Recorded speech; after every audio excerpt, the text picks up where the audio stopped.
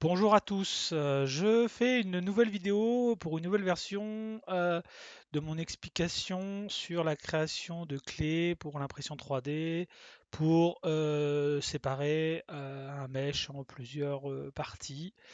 Là, j'ai fait une version un peu plus simplifiée dans la brosse, j'ai modifié ma brosse d'IMM pour pouvoir insérer tous les deux clés nécessaires avec la tolérance déjà définie, ce qui améliore grandement le workflow. Donc je vais faire une petite vidéo pour vous montrer ça. Donc voilà, je vais commencer par faire un slice de cette sphère. Voilà pour la découpe. Donc on va passer en polyframe. On voit qu'on a ici deux parties. Donc je vais les splitter. Donc j'ai bien deux subtools ici qui sont créés. On va appeler ça le positif et celui-là le négatif, même s'ils sont tous les deux positifs au final. Mais il y aura la clé négative qui va venir sur celui-là et la clé positive sur celui-ci. Donc je vais utiliser ma petite brosse donc, qui est déjà paramétrée. Donc voilà, donc plug 3D. Donc avec trois formes, une forme comme celle-ci, une forme plus en forme de comme celle-là de trapèze, trapézoïdale, et puis une forme cubique. Donc voilà, donc je vais utiliser pour l'exemple, alors la forme préférée, c'est-à-dire la forme comme celle-ci, qui est un détrompeur. Et je vais commencer par afficher ce subtool-là. Donc là, vu que j'ai slicé, ben, les géométries ne sont pas fermées, donc c'est pas très grave. Je vais faire un petit close all, et puis tant qu'à faire sur l'autre aussi, puisque voilà, je n'ai fait que découper sans fermer.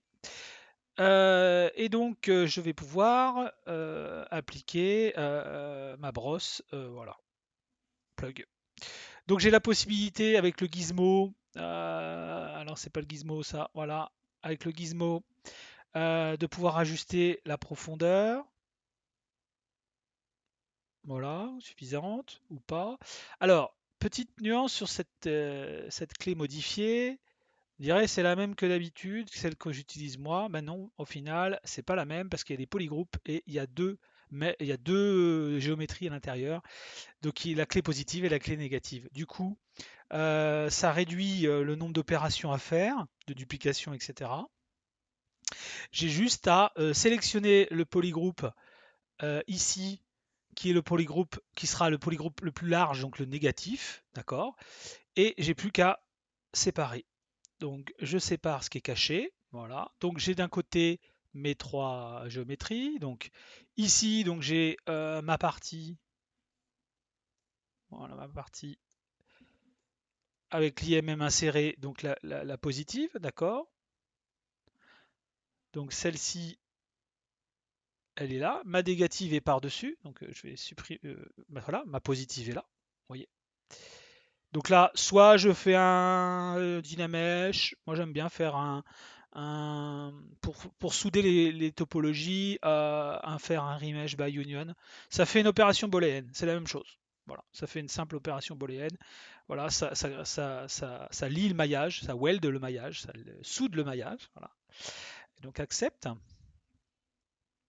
Pour accepter, parce que ça c'est qu'une prévisualisation, donc là c'est bon, c'est appliqué. Donc ça j'en ai plus besoin de cette partie-là maintenant, je peux la masquer.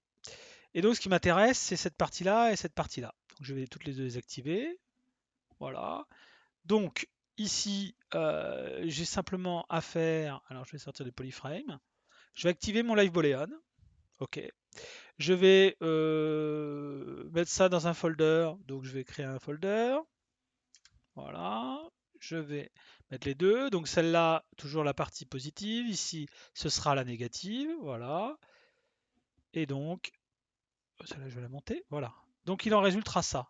La prévisualisation, c'est ça. Ne vous inquiétez pas, le résultat sera bon.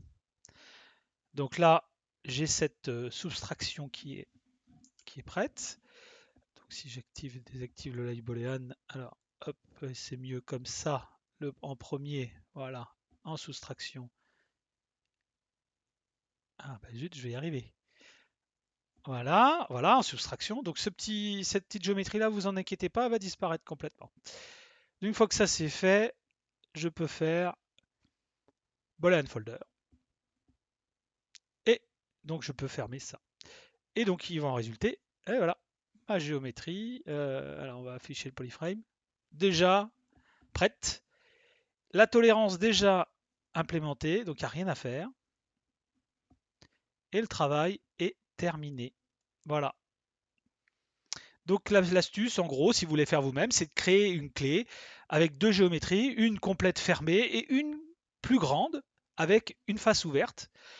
Et vous pouvez bouger les géométries comme vous voulez, mettre la tolérance que vous voulez. Ça vous évite de faire un inflate approximatif. Ça vous permet de figer réellement votre process et d'avoir un process simplifié en Boolean. Ce que j'ai fait là, c'est aussi valable. On peut le faire aussi en Dynamesh si vous le voulez. On peut faire une subtraction en Dynamesh. Mais avec le live Boolean, c'est quand même un peu mieux.